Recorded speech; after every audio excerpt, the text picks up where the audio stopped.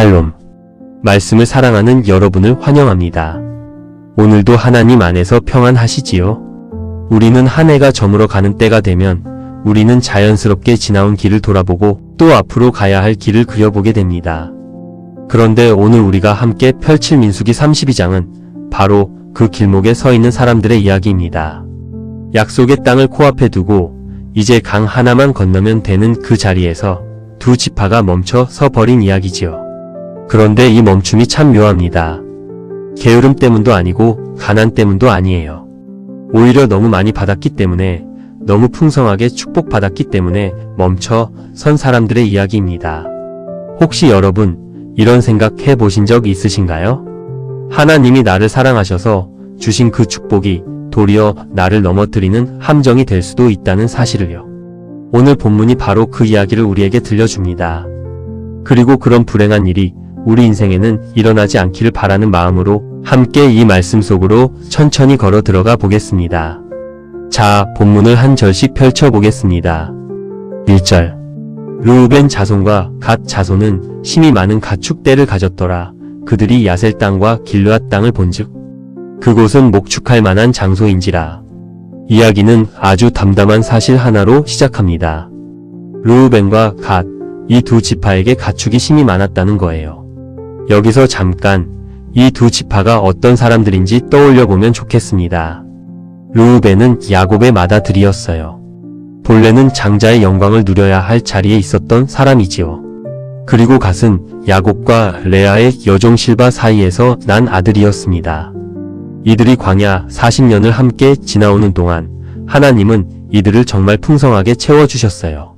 가축이 셀 수 없을 만큼 많아졌다는 건 다른 말로 하면 하나님의 축복이 그들에게 차고 넘쳤다는 뜻입니다. 그런데 바로 여기서부터 문제가 싹트기 시작합니다. 그들이 길르앗 땅과 야셀 땅을 둘러보니 세상에 가축을 키우기에 이보다 더 좋은 땅이 없는 거예요. 히브리어로 이 지역은 예로부터 목축의 땅으로 이름난 곳이었습니다. 물이 풍부하고 초지가 넓고 고원지대라. 풀이 마르지 않는 그야말로 짐승을 먹이기에 완벽한 조건을 갖춘 땅이었지요. 가축이 많은 사람의 눈에는 이 땅이 얼마나 탐스럽게 보였겠어요. 마음이 흔들리기 시작합니다. 2절. 갓 자손과 르우벤 자손이 와서 모세와 제사장 엘르아살과 회중 지휘관들에게 말하여 이르되, 이들이 그냥 마음속으로만 생각한 게 아니었어요. 공동체의 가장 높은 지도자들을 찾아옵니다. 모세와 대제사장 엘르아살과 회중의 지휘관들에게로요. 이건 그들이 이 일을 아주 진지하게 정식으로 요청하려 했다는 뜻입니다. 그저 스쳐가는 변덕이 아니라 작정하고 찾아온 거예요. 3절. 아다롯과 디본과 야셀과 니므라와 헤스본과 엘르알레와 스밤과 느보와 부온. 4절. 곧 여호와께서 이스라엘 회중 앞에서 쳐서 멸하신 땅은 목축할 만한 장소요, 당신의 종들에게는 가축이 있나이다. 여기 줄줄이 나오는 지명들을 들으면서 우리는 잠깐 멈춰 생각해 볼 필요가 있어요. 이 땅들은 어떤 땅이었나요? 바로 얼마 전 여호와께서 이스라엘 앞에서 직접 쳐서 멸하신 땅이었습니다. 아모리 왕 시온과 바산 왕 옥을 무너뜨리며 얻은 땅이었지요. 그러니까 이 두 지파의 논리는 이런 거예요. 하나님이 이미 정복해 주신 땅이고 목축하기에 딱 좋고 우리에겐 가축이 많으니 이 둘이 이렇게 잘 맞아떨어지지 않느냐는 거지요. 사실 계산상으로는 참 합리적입니다. 너무나 합리적이라 흠잡을 데가 없어 보일 정도예요. 5절. 또 이르되 우리가 만일 당신에게 은혜를 입었으면 이 땅을 당신의 종들에게 그들의 소유로 주시고 우리에게 요단 강을 건너지 않게 하소서. 그리고 마침내 그들의 진짜 속내가 드러납니다. 이 땅을 우리에게 주시고 우리는 요단 강을 건너지 않게 해달라는 거예요. 자, 여기서 우리가 반드시 짚어야 할 게 있습니다. 요단 강을 건넌다는 게 무엇이었나요? 그건 단순히 더 좋은 정착지를 찾아 이사가는 문제가 아니었어요. 요단을 건너 가나안을 정복하는 것, 그것은 하나님이 이스라엘 온 민족에게 주신 사명이었습니다. 조상 대대로 아브라함과 이삭과 야곱에게 약속하신 그 땅으로 들어가는 구속사의 핵심 사건이었어요. 그런데 이 두 지파는 지금 뭐라고 말하고 있나요? 그 사명을 감당하는 대신 여기에 안락한 이 땅에 머물고 싶다고 말하고 있는 겁니다. 눈앞의 안정이 너무 좋아서 사명이고 약속이고 다 미뤄두고 싶어진 거예요. 풍요로움이 그들의 시야를 가려버린 거지요. 한번 생각해 보세요.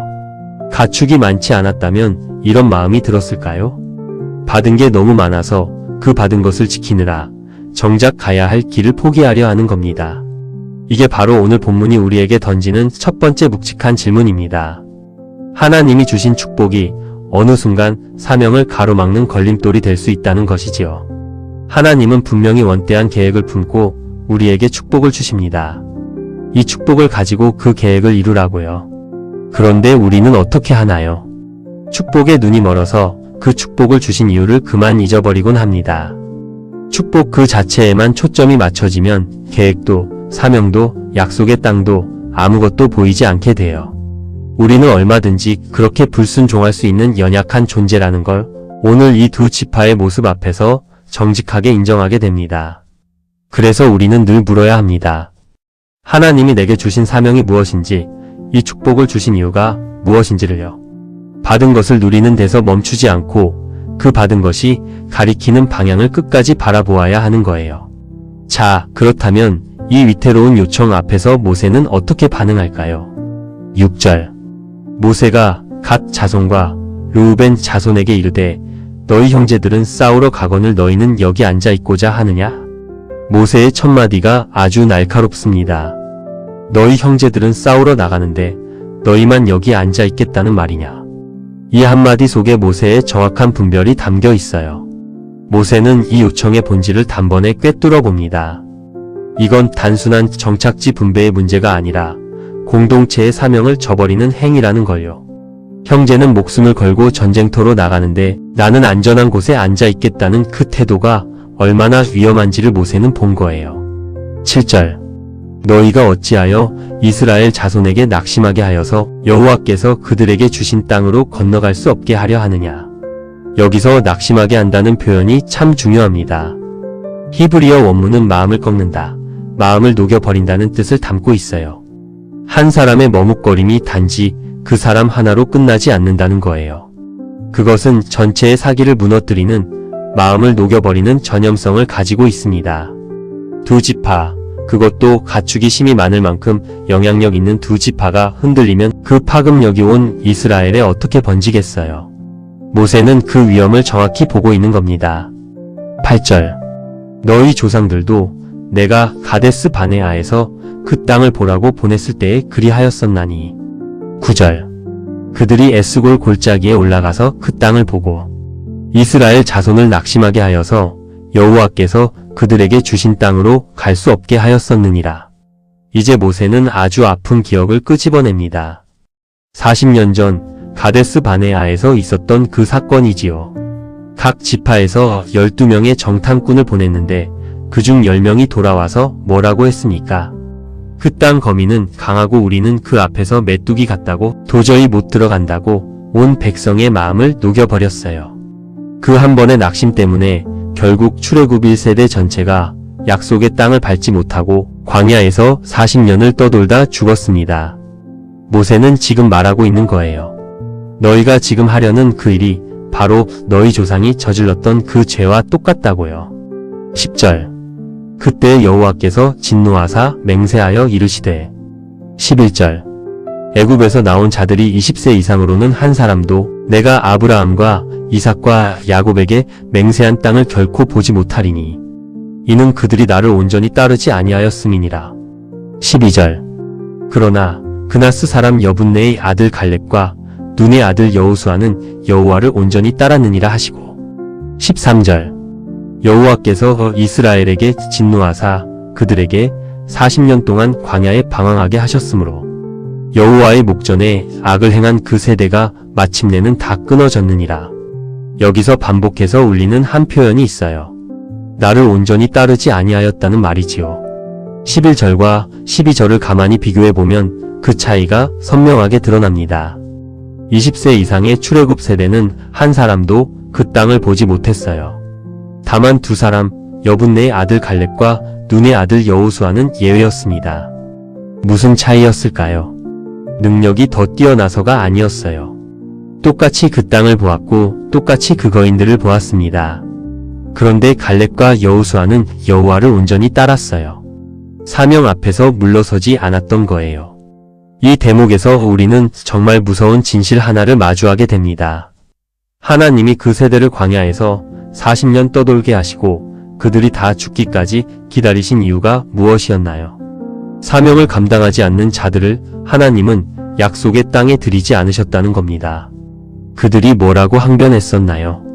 우리 자식들을 광야로 끌어내 죽이려 하느냐고, 차라리 애굽에서가 나았다고 원망했었지요. 그때 하나님은 말씀하셨어요.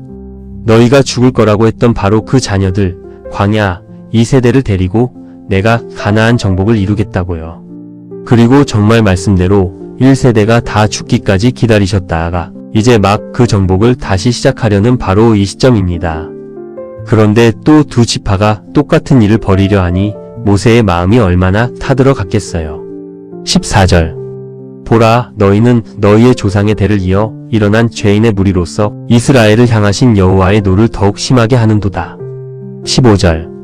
너희가 만일 돌이켜 여호와를 떠나면 여호와께서 다시 이 백성을 광야에 버리시리니 그리하면 너희가 이 모든 백성을 멸망시키리라. 모세의 경고는 여기서 절정에 이릅니다. 너희 때문에 이 모든 백성이 멸망할 수도 있다는 거예요. 한 사람의 혹은 한 무리의 불순종이 공동체 전체를 위험에 빠뜨릴 수 있다는 이 엄중한 진실을 모세는 온 힘을 다해 외치고 있습니다. 여기서 우리 잠깐 우리 자신의 자리를 돌아보면 좋겠어요. 믿음의 공동체 안에서 나 한 사람의 신앙이 얼마나 중요한지를요. 사실 우리는 종종 이렇게 생각하잖아요.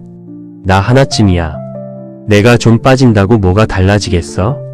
그런데 본문은 정반대로 말합니다. 한 사람의 머뭇거림이 불씨처럼 번져서 전체를 낙심시키고 전체의 사명을 방해할 수 있다고요. 특히 그 사람이 리더의 자리에, 영향력 있는 자리에 있다면 그 파장은 훨씬 더 큽니다.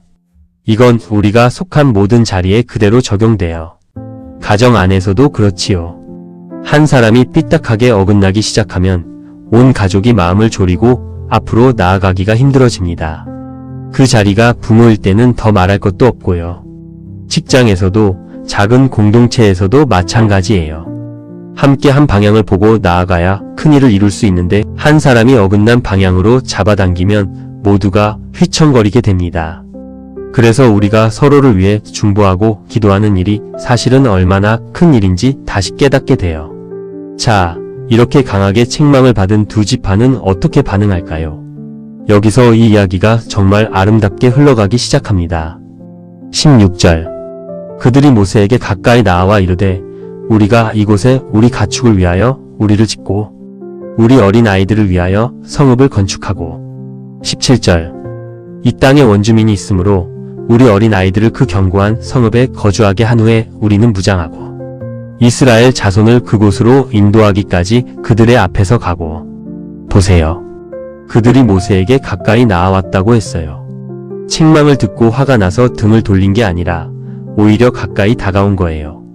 그리고 타협안을 내놓습니다. 먼저 가축을 위한 우리와 어린 자녀들을 위한 성읍을 짓겠다. 그러고 나서 우리가 무장하고 다른 형제들 앞에 서서 그들을 그 땅으로 인도하기까지 앞장서겠다는 거예요. 여기서 그들이 앞에서 가겠다고 한 표현이 정말 중요합니다. 선발대가 되겠다는 거예요. 전쟁에서 선발대는 가장 위험한 자리입니다. 가장 먼저 적과 부딪히고 가장 많은 피를 흘리는 자리지요. 그러니까 이들은 지금 사명을 회피하기는커녕 가장 위험한 자리를 자청하고 있는 거예요. 목숨을 걸고 끝까지 사명을 감당하겠다는 의지를 보여주고 있는 겁니다. 18절. 이스라엘 자손이 각기 기업을 받기까지 우리 집으로 돌아오지 아니하겠사오며 19절. 우리는 요단 이쪽 곧 동쪽에서 기업을 받았사오니 그들과 함께 요단 저쪽에서는 기업을 받지 아니하겠나이다. 그들의 다짐은 더 깊어집니다. 모든 형제가 각자의 기업을 받기까지 우리는 집으로 돌아오지 않겠다는 거예요. 끝까지 함께하겠다는 약속이지요. 그리고 한 가지를 더 내려놓습니다. 우리는 요단 동편 땅을 받았으니 서편 가나안 땅에서는 한 평도 받지 않겠다고요. 이건 다른 지파들 입장에서 보면 솔깃한 제안이었어요. 두 지파가 가나안 땅을 포기하면 그만큼 나머지 지파들이 차지할 땅이 넓어지는 거니까요. 받은 것에 만족하고 더 욕심내지 않겠다는 이 태도가 처음에 그 머뭇거림과 얼마나 달라졌는지 보이시죠? 20절. 모세가 그들에게 이르되 너희가 만일 이 일을 행하여 무장하고 여호와 앞에서 가서 싸우되 21절. 너희가 다 무장하고 여호와 앞에서 요단을 건너가서 여호와께서 그의 원수를 자기 앞에서 쫓아내시고 22절. 그 땅이 여호와 앞에 복종하게 하시기까지 싸우면 여호와 앞에서나 이스라엘 앞에서나 무죄하여 돌아오겠고 이 땅은 여호와 앞에서 너희의 소유가 되리라마는. 모세의 대답을 가만히 들어보면 한 표현이 계속 반복되는 걸 느끼실 거예요. 여호와 앞에서 여호와 앞에서 여호와 앞에서. 20절부터 22절 사이에만도 이 말이 거듭 울려 퍼집니다. 이건 무엇을 뜻할까요? 이 약속이 단순히 사람과 사람 사이의 거래가 아니라는 거예요. 하나님 앞에서 맺는 맹세, 하나님이 증인이 되시는 언약이라는 거지요. 그러니 그 책임은 영적으로 얼마나 막중하겠어요. 23절. 너희가 만일 그같이 아니하면 여호와께 범죄함이니 너희 죄가 반드시 너희를 찾아낼 줄 알라. 24절. 너희는 어린 아이들을 위하여 성읍을 건축하고 양을 위하여 우리를 지으라. 그리하고 너희의 입이 말한 대로 행하라. 너희 죄가 반드시 너희를 찾아낼 줄 알라. 이 말이 참 무게 있게 다가옵니다. 죄는 숨길 수 있는 게 아니라는 거예요. 약속을 지키지 않으면 그 불순종은 반드시 너희를 따라와 찾아낼 것이라고요. 그러면서도 모세는 마지막에 이렇게 말합니다. 너희의 입이 말한 대로 행하라. 이건 단순한 명령이 아니라 일종의 신뢰의 표현이기도 해요. 너희가 한 그 말, 그 약속 그대로 지키며 살아보라는 거지요. 자, 여기서 우리가 정말 놓치지 말아야 할 모세의 모습이 있습니다. 한번 모세의 입장이 되어보세요. 그는 지금 이 모든 일을 마무리하고 곧 하나님께로 돌아가야 하는 인생의 마지막 자락에 서 있어요. 그런데 두 지파가 골치 아프게도 40년 전 조상들이 저질렀던 그 죄를 다시 반복하려 합니다. 얼마나 기가 막혔겠어요. 얼마나 미운 마음이 들 수도 있었겠어요. 그런데 모세는 그들을 적으로 보지 않았습니다. 그들을 형제로 보았어요. 그래서 무조건 짓밟거나 정죄하지 않고 그들이 스스로 돌이킬 수 있도록 타협의 길을 함께 찾아준 거예요. 솔직히 우리는 어떤가요? 의견이 다를 때 가장 가까운 사람을 적으로 돌리는 경우가 얼마나 많은가요? 의견은 충분히 다를 수 있는데 그 다름 자체를 감정적으로 받아들여 버려요. 그래서 남편과 싸우고 자식과 싸우고 직장 동료와 싸우지요. 결국 나와 가장 가까운 사람이 적이 되어버리니 인생이 얼마나 고달파지겠어요. 우리가 이 모세를 통해 꼭 기억해야 할 것이 있습니다. 내 눈앞에 있는 그 사람은 사랑해야 할 대상이지 적이 아니라는 사실이에요. 우리는 정말로 싸워야 할 대상이 누구인지를 분별할 줄 알아야 합니다. 자녀와 나 사이를, 부부 사이를, 형제 사이를 갈라놓고 싶어하는 것은 사탄과 그 어둠의 세력이에요. 그런데 우리는 종종 그 진짜 대적은 못 보고 눈앞에 있는 사랑하는 사람과 싸우느라 힘을 다 써버립니다. 싸워야 할 대상이 누구인지를 분명히 아는 것, 이게 지혜의 시작이에요. 25절. 갓 자손과 르우벤 자손이 모세에게 대답하여 이르되 주의 종들인 우리는 우리 주의 명령대로 행할 것이라. 26절. 우리의 어린 아이들과 아내와 양떼와 모든 가축은 이곳 길르앗 성읍들에 두고. 27절. 종들은 우리 주의 말씀대로 무장하고 여호와 앞에서 다 건너가서 싸우리이다. 모세의 허락을 받은 두 지파가 자기 입으로 다시 한번 약속을 굳게 다집니다. 그런데 보세요. 그들의 말투가 달라졌어요. 그들도 여호와 앞에서 라는 표현을 그대로 받아서 말하고 있습니다. 모세가 강조한 그 영적인 무게를 그들도 정확히 알아들은 거예요. 처음에 그 머뭇거리던 사람들이 이제는 하나님 앞에서 맹세하는 사람들로 바뀌어 가고 있습니다. 여기서 우리는 하나님이 얼마나 우리의 눈높이에 맞춰 주시는 분인지를 봅니다. 사실 하나님이 가라고 하신 곳에 가지 않고 하라고 하신 일을 하지 않는 것은 큰 죄예요. 그런데 모세는 그들의 마음을 무너뜨리는 대신 그들의 마음을 돌이켜 순종하게 만들었습니다. 그 결과 이 두 지파는 자기 가족과 재산을 지키면서도 동시에 하나님의 사명에 동참할 수 있는 그 절묘한 균형을 잡을 수 있게 됐어요. 율법의 잣대로만 내리쳤다면 결코 나올 수 없었을 사랑과 지혜가 빚어낸 결말이지요. 28절. 이에 모세가 그들에 대하여 제사장 엘르아살과 눈의 아들 여호수아와 이스라엘 자손 지파의 수령들에게 명령하니라. 29절. 모세가 그들에게 이르되 갓 자손과 르우벤 자손이 만일 각각 무장하고 너희와 함께 요단을 건너가서 여호와 앞에서 싸워서 그 땅이 너희 앞에 항복하기에 이르면 길르앗 땅을 그들의 소유로 줄 것이니라. 30절. 그러나 만일 그들이 너희와 함께 무장하고 건너지 아니하면 그들은 가나안 땅에서 너희와 함께 땅을 소유할 것이니라. 이제 모세는 이 약속을 사적인 합의로 두지 않습니다. 대제사장 엘르아살과 자신의 후계자 여호수아와 각 지파의 수령들에게 공식적으로 알려요. 이로써 이 약속은 이스라엘 공동체 전체가 아는 공적인 언약이 됩니다. 조건은 분명했어요. 함께 건너가 싸우면 길르앗 땅이 그들의 소유가 되고 만약 건너가지 않으면 그 땅은 줄 수 없다는 거예요. 나중에 분쟁이 생기지 않도록 모든 것을 투명하게 문서로 못 박는 이 일이 얼마나 지혜로운지 모릅니다. 약속이란 이렇게 분명하고 공개적일 때 비로소 책임이 살아나는 법이지요. 31절. 갓 자손과 르우벤 자손이 대답하여 이르되 여호와께서 당신의 종들에게 명령하신 대로 우리가 행할 것이라.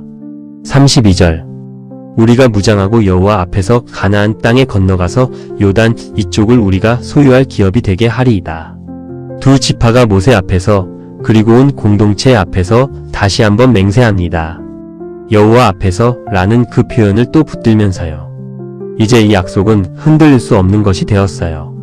흔들리던 마음에서 시작했던 이야기가 굳건한 언약으로 단단히 자리를 잡은 겁니다. 33절.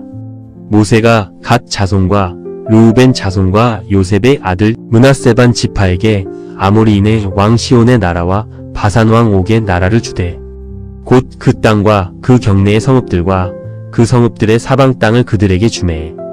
여기서 한 가지 흥미로운 일이 일어납니다. 갑자기 므낫세 반 지파가 등장하지요. 처음엔 두 지파만 협상했는데 이제 보니 셋이 되어 있어요.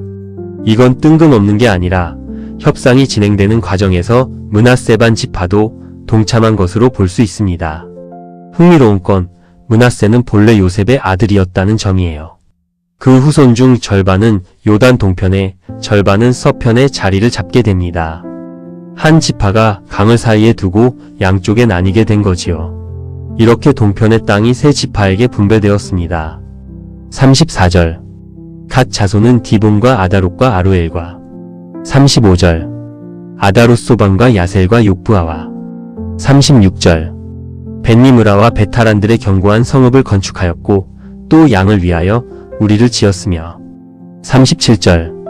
르우벤 자손은 헤스본과 엘르알레와 기랴다임과 38절. 느보와 바알므온들을 건축하고 그 이름을 바꾸었고 또 신마를 건축하고 건축한 성읍들의 새 이름을 주었고. 이 지명들의 나열이 자칫 지루하게 들릴 수도 있어요. 그런데 그 안에 담긴 그림을 한번 떠올려 보세요. 두 지파가 분주히 성을 쌓고 가축의 우리를 짓고 자녀들이 안전하게 살 견고한 성읍을 건축하는 모습을요. 손에 흙을 묻혀가며 돌을 쌓아가며 새 삶의 터전을 만들어 가는 거예요. 그리고 한 가지 의미심장한 일을 합니다. 성읍들의 새 이름을 붙였어요. 특히 느보와 바알므온 같은 이름들은 이방 신들의 이름이 들어간 지명이었는데 그 이름을 바꾸었다고 했지요. 이건 단순한 행정 절차가 아니에요. 이방의 흔적을 지우고 하나님의 백성으로서 새 출발을 하겠다는 신앙의 선언인 겁니다. 받은 축복을 잘 활용해서 거룩한 삶의 기반을 새롭게 다지는 모습이지요. 39절. 므낫세의 아들 마길의 자손은 가서 길르앗을 쳐서 빼앗고 거기 있는 아모리인을 쫓아내매. 40절. 모세가 길르앗을 므낫세의 아들 마길에게 주매 그가 거기 거주하였고. 41절. 므낫세의 아들 야일은 가서 그 촌락들을 빼앗고 하보샤일이라 불렀으며. 42절. 노바는 가서 그낫과 그 말들을 빼앗고 자기 이름을 따라서 노바라 불렀더라. 마지막 장면입니다. 므낫세의 자손들은 가만히 앉아서 땅을 받기만 한 게 아니에요. 마길의 자손은 길르앗을 직접 쳐서 빼앗고 야일은 촌락들을 점령하고 노바는 그낫을 정복했어요. 그들은 능동적으로 나아가 싸웠고 정복한 곳에 자기 이름을 붙이며 그 땅을 자기 책임의 영역으로 끌어안았습니다. 받은 축복을 누리기만 한 게 아니라 그 축복을 위해 실제로 땀 흘리고 싸운 사람들의 모습으로 민수기 32장은 마무리됩니다. 자, 이렇게 한 장을 다 걸어왔습니다. 그런데 이 본문을 가만히 보면 이게 그저 옛날 이스라엘의 땅 분배 이야기로만 들리지 않아요. 이건 오늘 우리의 이야기이기도 합니다. 받은 것이 많을수록 그것을 감당해야 할 책임도 함께 무거워지는 법이지요. 사실 받은 축복이 클수록 그 축복 앞에서 두 가지 마음이 갈립니다. 하나는 이 두 지파처럼 안락함에 주저앉고 싶은 마음이고 다른 하나는 그 축복을 사명으로 끌어안고 일어서는 마음이에요. 본문은 우리에게 후자의 길을 가라고 말합니다. 받은 축복 때문에 멈추는 게 아니라 받은 축복 덕분에 더 큰 용기를 내어 약속의 땅을 향해 나아가라고요. 생각해보면 하나님이 우리에게 주신 시간과 물질과 모든 재능에는 반드시 감당해야 할 몫이 함께 들어 있습니다. 받은 것에는 책임이 따라온다는 거예요. 그 몫을 외면하면 그것이 곧 불순종이 됩니다. 그러니 우리는 늘 물어야 해요. 이 축복을 왜 주셨을까? 이걸로 무엇을 하기를 원하실까? 그 질문을 놓치는 순간 축복은 어느새 걸림돌로 변해버립니다. 이 본문은 성경 전체의 흐름 속에서 보면 약속의 성취를 바로 코앞에 둔 자리에 서 있어요. 아브라함에게 주신 땅의 약속이 400년 노예 생활과 40년 광야를 지나 이제 막 이루어지려는 그 문턱입니다. 그런데 그 문턱에서 자꾸만 사람의 연약함이 발목을 잡지요. 풍요로움이 사명을 가리고 안정이 순종을 밀어냅니다. 그럼에도 하나님은 그 연약한 사람들을 버리지 않으시고 모세라는 중재자를 통해 그들을 다시 사명의 길로 인도하셨어요. 바로 이 지점에서 우리는 한 분을 떠올리게 됩니다. 모세는 흔들리는 형제들을 정죄하지 않고 그들을 끝까지 형제로 품어 사명의 자리로 데려갔어요. 그런데 우리에게는 모세보다 더 온전한 중보자가 계십니다. 우리의 모든 머뭇거림과 연약함을 아시면서도 우리를 적이 아니라 형제로, 자녀로 품으시고 친히 가장 위험한 선발대의 자리에 서주신 분이에요. 십자가라는 그 가장 앞선 자리에 먼저 서서 우리가 들어갈 안식의 땅을 향해 길을 여신 예수 그리스도이십니다. 르우벤과 가시 형제들을 위해 무장하고 앞장섰던 그 모습 속에 우리를 위해 먼저 싸우신 그분의 그림자가 어른거립니다. 오늘 본문 전체를 한 문장으로 조용히 모아 본다면 이렇게 말할 수 있겠어요. 하나님이 주신 축복은 그분의 사명을 위한 도구이지 우리가 주저앉을 자리가 아니라는 것. 그리고 그 축복을 사명으로 끌어안고 형제와 함께 강을 건널 때 비로소 그 땅은 진정 우리의 기업이 된다는 것이지요. 우리의 풍요로운 한복판에서 하나님은 오늘도 묻고 계십니다. 너는 여기 앉아 있겠느냐? 아니면 형제들과 함께 건너가겠느냐? 이제 함께 기도하겠습니다. 하나님 아버지, 우리에게 부어주신 축복이 어느새 우리를 주저앉히는 자리가 되지 않게 하옵소서. 받은 것이 많아질수록 그것을 주신 주님의 마음을 더 깊이 헤아리게 하옵소서. 흔들리는 두 지파를 끝까지 형제로 품으셨던 그 사랑처럼 우리도 곁에 있는 사람을 적이 아니라 동료로 바라보게 하옵소서. 두렵고 떨릴지라도 멈추지 않고 형제들과 함께 강을 건너가는 순종의 사람으로 살게 하옵소서. 우리보다 먼저 그 길을 걸어가신 예수님의 이름으로 기도합니다. 아멘. 감사합니다.